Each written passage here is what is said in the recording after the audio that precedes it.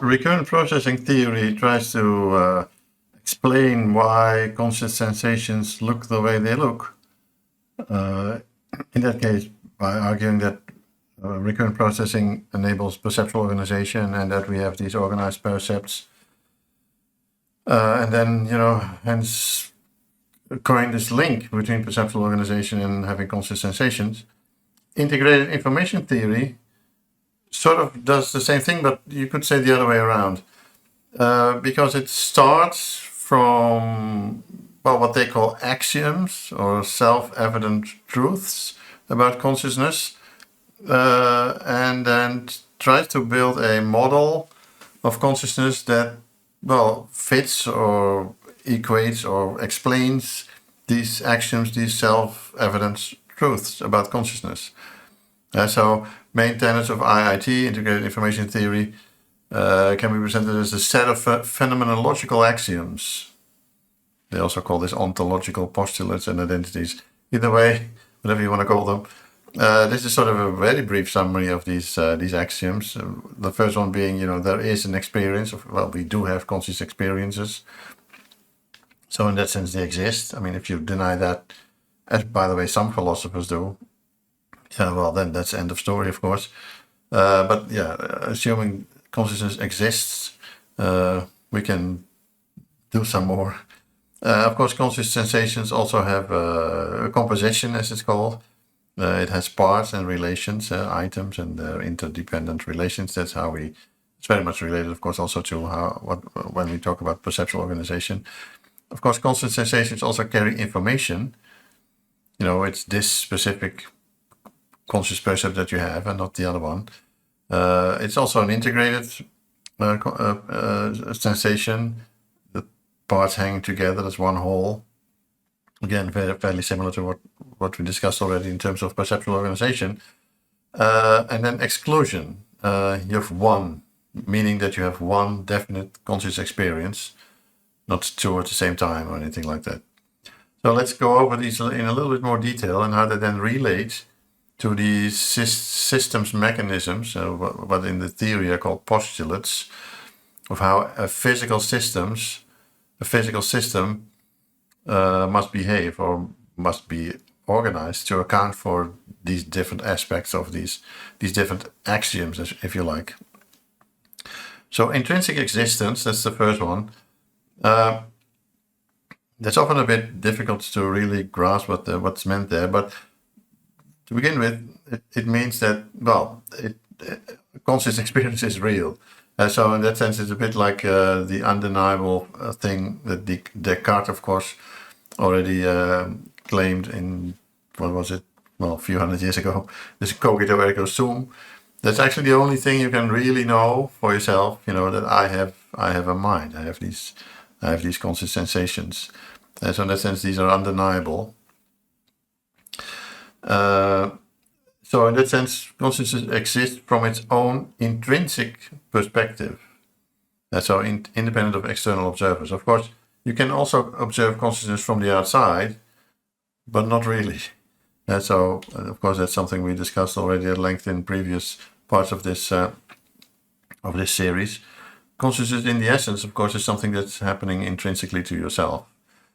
So then IIT, by the way, the main proponents, of course, being Giulio Tononi, then postulates to account for this, a system must have its own, what they call cause-effect power. Only then it exists from its own intrinsic perspective. It must have cause-effect power upon itself. So what it's doing now has a lot of effect on what it did in the past and has a lot of effect on what it will do in the future. And so that past and future states depend strongly on the current state of the system. Actually, more so than on its input. Of course, it may be influenced by external inputs, but the major cause of what's going on there is actually by its own current states and the effect that those states have on future states. So, for example, even without any external input, as for example in dreaming, it still exists in the sense that it has its own cause-effect powers. So these are mostly depending on themselves. By the way, this doesn't imply that there is something like de novo magically arising effects from within. Of course, it's all still fully deterministic. So there's nothing invoking libertarian free will in these mechanisms, but it's just that the internal states generate further internal states, which may be then modulated by external inputs. And that's what they mean with intrinsic existence. And that's, yeah, you could say the mechanism by which this intrinsic perspective also, well, it sort of explains. Or you could rather say this theory simply equates this, this intrinsic feeling of consciousness with this intrinsic cause-effect power. It's basically the foundation on which IIT builds further, as we will see. By the way, the images that you see here, this is a drawing of a person who is lying on a, maybe a bit difficult to see, lying on a couch, and then looking to the world. In this case, a room with some books and a window and what have you, and his own legs and feet. For some reason, this is the illustration selected to explain all these different properties of these axioms. Indeed, very much from the inside out, as you may say. And then the next element, the next axiom, is that consciousness is structured. So it has these parts, these elements, and that, of course, these combine into larger structures and the relations, meaning that it has both distinctions, in the sense that, it distinguishes red things versus blue things and round things versus square things, but also relations among these distinctions. So, for example, that the red belongs to the square, and the blue to the round, or the blue in this case to the pens, and the red to the books, whatever. And of course, there's spatial layout and stuff. And this together forms what is called qualia space. So all this together, this whole composition, is your full set of qualia. And at the systems level, then this has to correspond to, more or less the same thing, elementary mechanisms combining into higher level mechanisms, but not in a hierarchical sense, in the sense that somewhere at the top you have this higher order mechanism which gives you the complete story. No, it's all of them combined, all together, forming this complex of cause effects. So in that sense, it's a very non-hierarchical system. We'll talk about this cause effects thing a bit more in a second. Another important aspect of integrated information theory, as the word says it, as the title of the theory already tells you, is that it contains information. Of course, consciousness is specific. And so each experience is, the way it is, it's what you see now is what you see now. And of course, thereby it differs from all the other possible experiences that you may have. So in that sense, there's a lot of differentiation going on there. Something which is really important for this theory as well is that conscious experience carries information both in what it contains, but also in what it does not contain. So as an example, seeing a red bird excludes seeing all possible other birds, and of course all possible other animals, possible other, whatever you have in the world, of course. So in that sense, there's a huge repertoire of information that's excluded or is differentiated from when you have any particular conscious experience.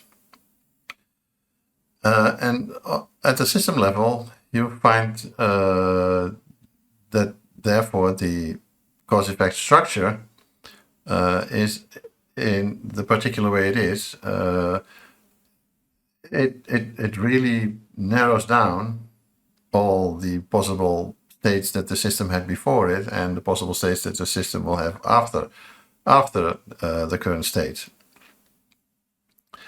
So the system has intrinsic information, as it's called, when its current state reduces the range of its own possible past and future states, when internal causal powers make some states more or less possible for itself, independent of what an outside observer might think. And in that sense, by the way, it's different from traditional Shannon type information, but that's sort of a detail that's not really important now. But this implies that even silent neurons carry information, as they of course constrain past and future states and hence have therefore have this cause-effect power. Subsequent and very important aspect of conscious sensations is, of course, that they are integrated, meaning that you have one percept which is, well, kind of irreducible to having more independent percepts. So in the essence, all information is integrated into a coherent whole. And in that sense, yeah, you don't see you don't have two separate experiences of two halves of your visual field, or of different parts of the visual field, or only of color and a separate sensation of shape and things like that. Although, of course, we know that in visual cortex, all these things are analyzed separately.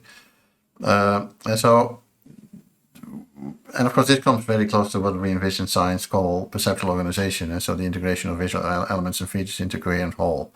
Now, at the systems level, this implies, of course, the same thing, which is that the whole of, what's the information content that's present in the whole of the system should be more than that of its individual parts. Typically, actually, to calculate to what extent that is true, you have to cut the system in not necessarily symmetric, but separate halves.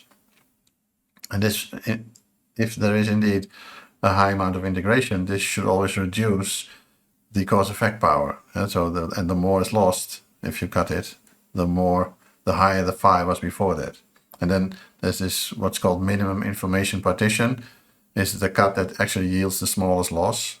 So, for example, if you cut this system here and you have only a very small reduction in phi, that means that then actually this part, the C part, is not part of what's called the complex, and that only this is the main complex, as it's called, the main integrated structure that really gives rise to your phenomenal content. And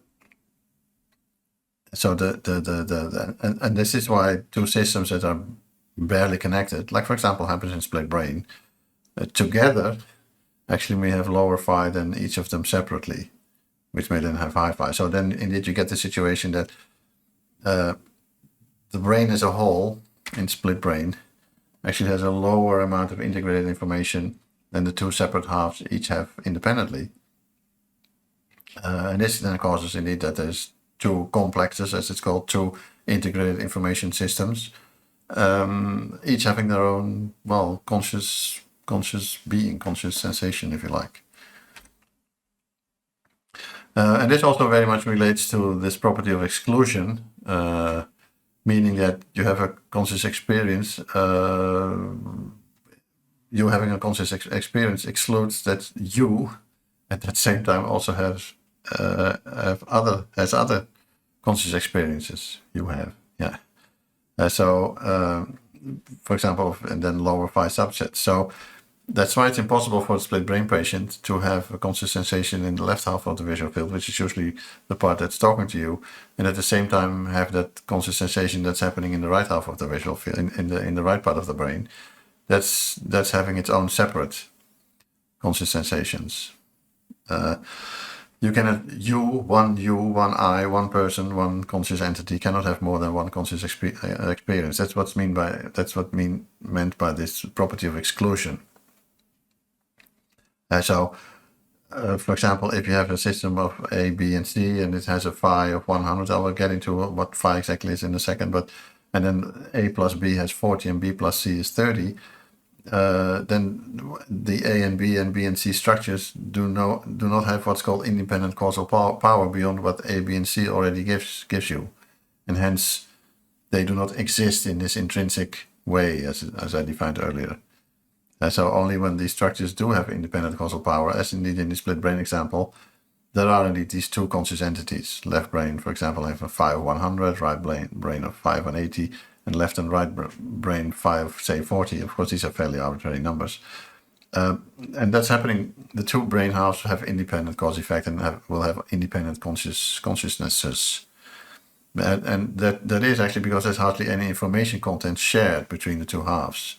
You have to realize that this phi measurement, this amount of integrated information is not additive. So the more neurons you add, automatically you will get more integrated information, but it's actually capped by what's called the weakest link.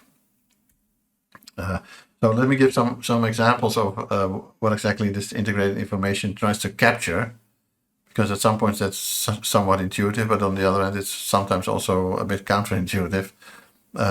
So as said, integrated information requires information, and of course, the information being integrated, that's why it's called integrated information. And yeah, the number it gets is indicated by this, well, what's it? Greek letter phi. So if you have these sort of iconic neural networks, you can quasi-calculate phi, either directly or a derivative of it, which is fairly related. Because actually phi in itself is fairly difficult to calculate because you have to do all these partitions, but okay, that's not of real importance now. If you look, for example, at fully connected nets, so every neuron or every unit of the net is connected to every other unit, also in a reciprocal fashion. What you will then get, of course, is this huge integration, and so it's all very, very integrated. But of course, because they're all connected with all the other ones, each of these nodes do not carry unique information. So it's not very differentiated, specialized, selective, or specific information that's carried here. And as a result of that, it actually gives you fairly low phi, almost zero. So because integration is really nice and high, but the information is, that these nodes carry is actually, well, close to zero, because if you take one out, it doesn't really matter. No matter how you cut this system, the system will always contain the same amount of information. However, if you look at these two, B and C, now there, of course, you have some amount of integration, because there are some reciprocal connections, some only feed-forward connections, and in this case, even the connections are even a bit varying in strength. Now that, of course, implies that there is some amount of integration, but there's also some amount of differentiation, in the sense that there's different neurons doing different things, carrying different bits of information. And that's why the such a system has a higher amount of phi. This is sort of the same situation again as this one. Everything is reciprocally connected. So if you would cut this system in halves, or if you would take out one of these, nothing much would happen to the other ones. Again, causing the system to have a relatively low phi, not as low as, for example, in this situation, but still. And of course, this one is still a bit high, because you have these sort of odd out connections that are maybe giving you some amount of differentiation and specialization. Now, this is a bit of a strange one, because of course you could argue, well, here all these neurons are just giving a message to each other, and then of course in the end they will also all do the same. But of course there is high integration. But the point of this, the problem of this network, or the point of this network, is that actually if you would cut it somewhere, of course then suddenly the whole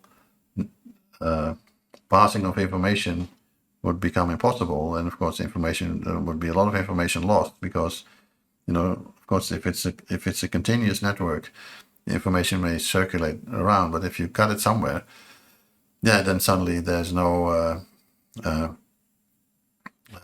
mutual information anymore, and that causes a huge difference in integrated information for the intact network compared to the network when you cut it into pieces. And that by definition implies that there's a high amount of phi, and indeed this then has the highest number of phi. Of course, that's a bit counterintuitive,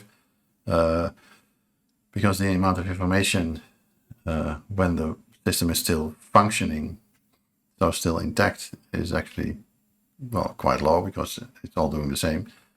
But because phi is actually calculated by looking at the effects of cutting systems, parts of the system off, you get this effect. It's also seen in these kinds of situations, again, by computing phi in simple models of neuroanatomy. Again, the corticothalamic system, where you have these neurons which are all doing their own thing, and some of them are connected and some are not. may have relatively high phi, but as soon as you add, say, these efferent pathways to it, suddenly you get, for that system as a whole, which is the light gray here, phi is actually lower, even though you add neurons, because if you would cut the system over there, which is the weakest link, so to say, not very much would happen. Of course, there would be some differences, but not very much would happen in terms of the own intrinsic properties of this network. The intrinsic cause-effect powers would not change all that much, and that's why the system as a whole actually has lower phi than this thing in itself. Because if you would cut this system somewhere here, that would have a huge effect on its own internal cause and effect structures. Same with cortical subcortical loops, so sort of a similar example, of course.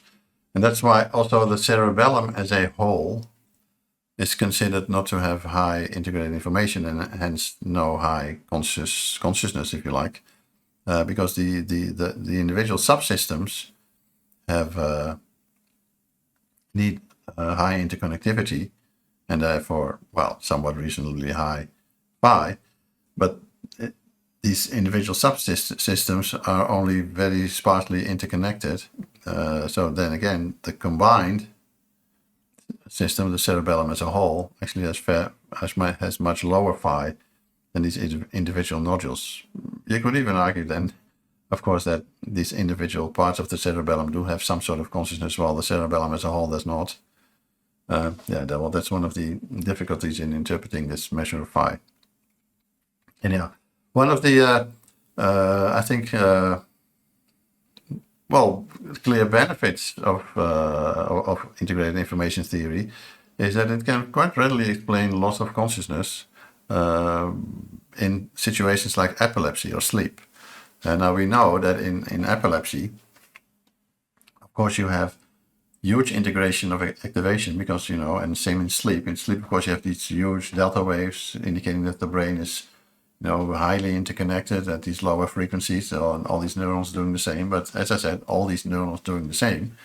So there's high integration in sleep, but of course, fairly little differentiation in the information that all of these neurons carry because they're all doing sort of the same and singing the same mantra, you may say, of these slow wave delta waves. And therefore, the system in that situation has fairly low phi. So that would be one of the explanations of why during sleep you do not have conscious sensations, particularly not, of course, in slow wave delta sleep, in delta wave slow wave sleep. Same in epilepsy. Of course, in epilepsy you also have huge amounts of neurons firing all in synchrony. And of course, if you would argue, well, synchrony is the thing that makes us conscious, well, of course, you would have a problem in explaining why usually in epilepsy, of course, you lose consciousness. But actually, integrated information theory, again, has the answer here, being that if you have all these neurons firing and all of them firing in synchrony, again, you would have fairly low phi. So that's this situation. And by the way, same thing if, of course, none of the neurons would do anything, like, for example, you would have in a coma situation, then, of course, you would also have low phi. So the optimum is, neurons, each of these neurons doing their own thing and them being somewhat interconnected, and so that the whole thing is an integrated complex of units integrating the information. That's the situation where you get the highest phi, which is, of course, typically the situation when you are awake. So, by the way, this is sort of a simulation of a sleep system, where again you can see the amount of activity. So the more neurons are active, the higher you go on this scale, and then on the other scale you have the amount of phi. And as you can see, of course, when the neural activity goes up, phi also goes up. And so phi is the solid line, and the dashed line is the number of active neurons. But if the number of neurons goes too high, then you will see that phi suddenly drops. And then it goes up again, and they go up together, so to say. But then again, if the neurons go too high, phi again drops. Same here. Neurons going up, phi also going up. but then number of neurons active becomes too high and they all start to do the same thing, then phi again drops. So that's how phi or integrated information theory actually can explain loss of consciousness in situations like epilepsy or sleep, which of course other theories like theories positing synchronous activity as the key marker or key mechanism of conscious sensation, and of course also recurrent processing theory does that to some extent, cannot explain why there's loss of consciousness in epilepsy or sleep. Something which integrated information theory has in common with the recurrent processing theory is that they both argue that feed-forward systems are unconscious in the case of integrated information theory, because feed-forward systems have 0 phi. This relates a lot to what's called the unfolding argument. For example, this is a recurrent network where there's a particular set of inputs shown here, and then there's a particular set of outputs. So this is the input-output mapping of that system, and it's mediated by this recurrent network. And you can calculate the amount of phi the system has, and you will find that it, for example, has 0.79. All these numbers are fairly arbitrary, of course. But what we know is that the very same input-output mappings can also be achieved by a strictly feed-forward network. So in this situation, of course, you have all these recurrent loops also contributing to these input-output mappings. But you can, as it's called, unfold these recurrent loops into feed-forward and a strictly feed-forward system, so where information always only goes from one node to the next, and then to the next, and then to the next. Of course, there may be different latencies between these different latencies in the transmission of this information, so that you get some sort of a memory system working there. But regardless, it's a strictly feed-forward system. And integrated information theory also implies that indeed strictly feed-forward systems, basically because there's no information integration there, have 0 phi. So of course that triggers sort of a strange situation, which is that even though from the outside you have the very same inputs being mapped onto the very same outputs, but in this case via a recurrent system, in this case via a feed-forward system. And then the implication of integrated information theory is that this input-output mapping is going along with conscious sensations, whereas this one is not. And so it would be sort of a zombie situation where there is behavior being triggered by inputs, but without any phenomenological experience.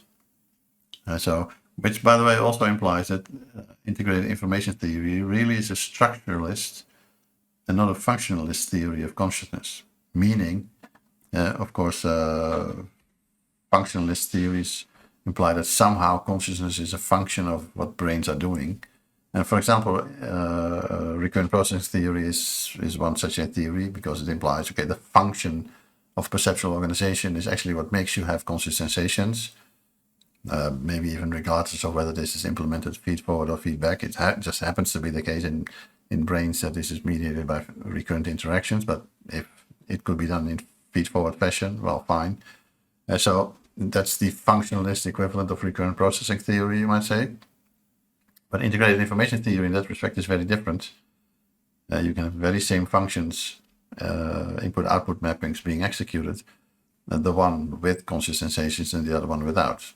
Now, of course, this opens a whole can of worms in the sense that it then becomes sort of impossible to test or verify integrated information theory, because, how would you ever know whether the system has conscious sensations if you cannot judge that from the input-output mappings? But that's for a different lecture, I would say.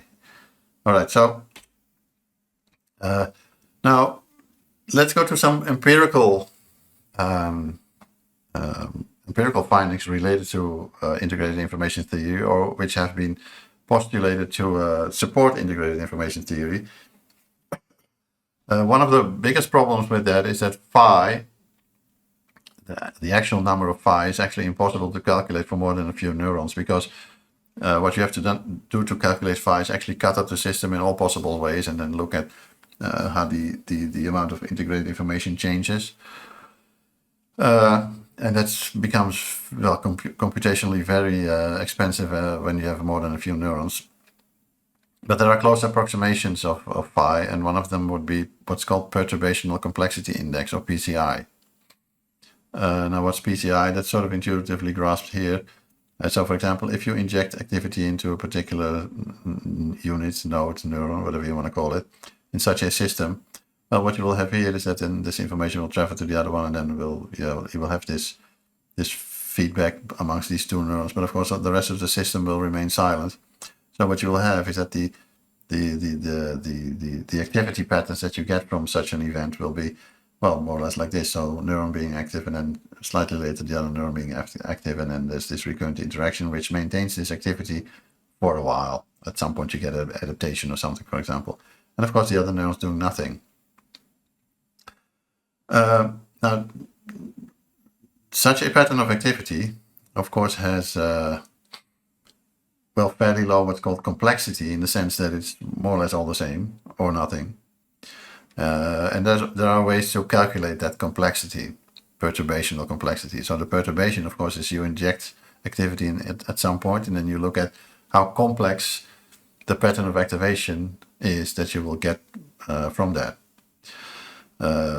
This is just a way of calculating that. Lempel-Ziv algorithmic complexity. I don't even know what that is, but it's a way of calculating this PCI. Now this again is the so here's lots of integration, of course. Here lots of information. It's sort of like what I already explained about integrated information being very low if all neurons are connected to all other neurons, which is the situation that you have here. Now, if you inject information or activity there, it will rapidly spread through all the other neurons, and before you know it, they will all become simultaneously active, and then at some point die out again. And that's, of course, what you see here. So there's a huge amount of integration, but the information that each of these nodes carry is actually fairly low, because they're all doing the same. And again, if you would then calculate this Lempel-Ziv algorithmic complexity, and from that the perturbational complexity index, you will get a fairly low number. However, this is the interesting situation where you have integrated information. So again, you inject a current over there, and it spreads to a few nodes, and this then spreads to some other nodes, and then to some other nodes again. But it's different all the time. So what you will then get is a pattern like this, where all the nodes are doing something different, but they're all sort of integrated in the sense that they're all depending on each other. And from that you can again do the same calculation, and then you get a high perturbational complexity index. So this is the theoretical situation where you would get these low and high perturbational complexity indices, but there have been experiments done, well, basically doing exactly this, injecting activity at one point in the cortex, and then look at how this activity spreads over the rest of the brain using TMS. And so they record EEG, and then apply TMS to a particular part of the brain. So for example here, this is where the cross is, this is where the TMS is applied. And then look to what extent this activity spreads, and to what extent this activity, well, has high complexity or low complexity. Now in deep sleep, as you can see, the activity only spreads so far, not very far. So that's more or less the situation of low integration. This is actually contradictory to what you observe in deep sleep spontaneously, because there, of course, you would have high delta waves with high integration, but okay, that's a different matter now. But this is, of course, what you get with the TMS-induced stimulation. That difference is basically because, of course, these delta waves is sort of the system doing its own thing, and external forces have very little influence on those delta waves. And so that's also the reason why, if you're in deep sleep, anything you hear or see, or any input from your senses, has very little impact on what your brain is doing. Okay. So now this is the situation in what's called paradoxical sleep nowadays. We can also call it REM sleep or dream sleep. Then the activity spreads already more widespread, and of course during wakefulness it spreads even more, and even goes to fairly distant areas. But of course also in very many different ways and very many different fashions. So this is, if you would then calculate the the perturbational complexity index from these kinds of patterns, what you would get is something like this. And so what sleep is actually doing is indeed disconnecting neurons from each other. And so in non-REM sleep, so deep sleep, and by the way also anesthesia, and in this case they tested these different anesthetics, midazolam, xenon, propofol. These are typically characterized by a low connectivity index than the awake state. So this is PCI for these different situations, and this is wakefulness,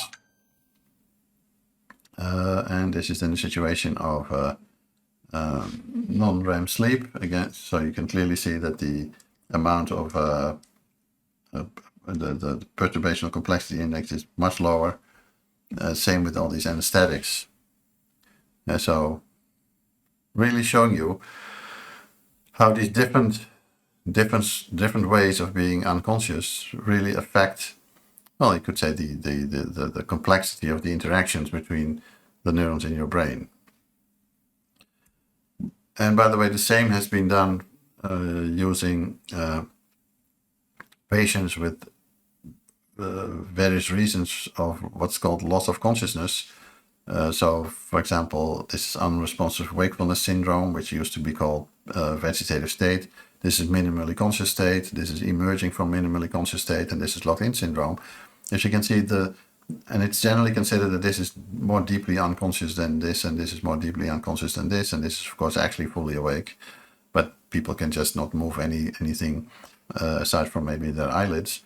And as you can see, indeed, PCI again is low in these situations and intermediate in these, and actually quite normal, or more or less similar to wakefulness in the lock-in syndrome situation. So actually in vegetative state, it's sort of similar like in non-REM sleep or anesthesia. Now, as said, one of the striking properties of this measurement of phi, this integrated information, is that there is some sort of optimal set of connected neurons which gives you the highest amount of phi. And that doesn't necessarily include all of the brain. It has to be some, subpart of the brain, in this situation, for example, the corticothalamic system, which gives you the optimal configuration for the highest phi. And then by means of the property of exclusion, of course, this is then the consciousness that you have. This is your consciousness. And maybe there are other subparts which also have some sort of lower phi, but by means of this property of exclusion, this is then, not your consciousness. And of course, that begs the question, well, where should we localize this, this network of neurons which has the highest number of phi? And authors, proponents of integrated information theory actually have, mostly on theoretical and neuroanatomical and functional grounds, have identified what they call a posterior hot zone as that region. The region of cortex, which by the way sits in the back of the brain, that they consider optimally organized for high phi. And hence, for the generation of conscious content. So why is this posterior hot zone the region of the brain that is optimally organized for high phi? Well, for one thing, because it has these content-specific activations, of course. You have all these visual neurons carrying visual information, auditory neurons, high level, low level neurons, what have you. So in that sense, it has a very high content-specific units of very many different natures. And also, all these units, all this information is highly integrated in the sense that there's huge interconnections between all these different parts. Of course, there's huge interconnections, feedback interactions, for example, between all these visual regions, but also between visual regions and, say, auditory regions and multisensory integration regions, which you will find in the posterior parietal cortex. So this part of the brain, they consider as the most suitable for, on the one hand, carrying a lot of specific information, but on the other hand also that information being hugely integrated by means of all sorts of feedback, horizontal connections. So hence the name, the posterior hot zone, that region of the brain, which is probably generating your conscious content. So, and of course then that information, that conscious content may be fed fed towards, say, verbal outputs. In this case, it's in RoCS area, but of course also may serve as feeding into attention, working memory systems, or motor outputs.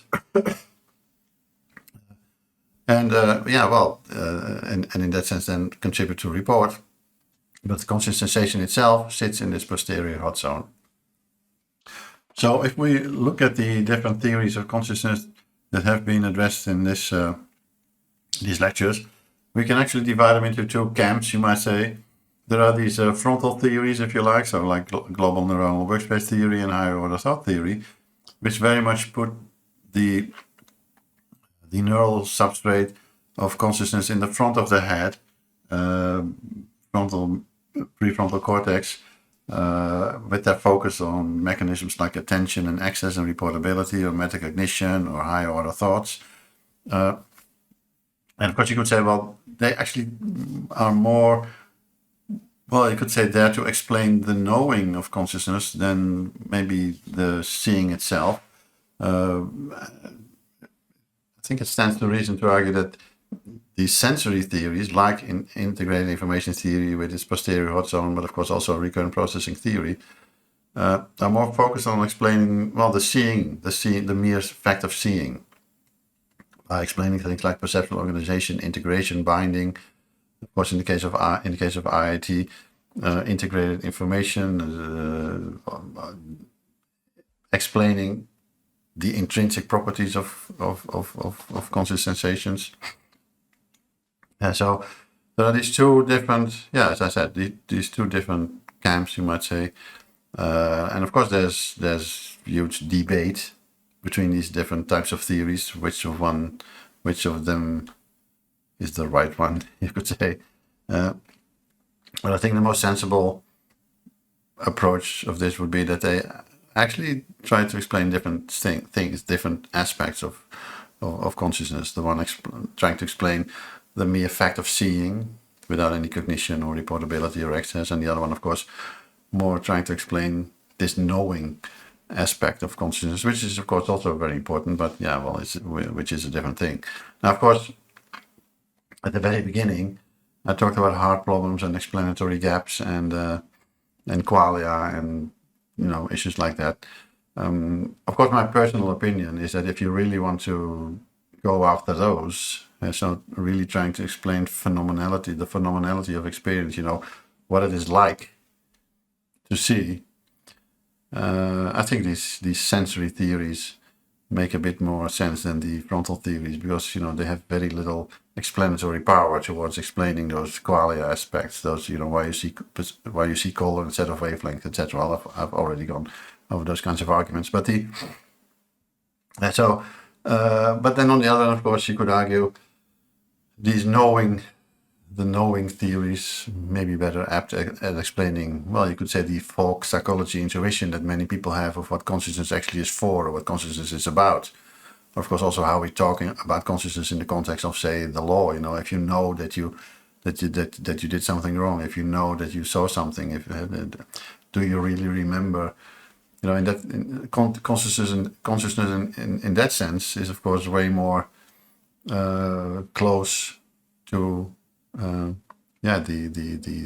these knowing kinds of theories of consciousness. So there's something to be said for both types. As said, as a vision scientist, my preference happens to be these back of the head vision kind of theories. But who knows is right. All right, thank you very much. In a next chapter, I will go over some current controversies of different theories and discussions that exist outside of the things I've already mentioned. Thank you very much. Bye-bye.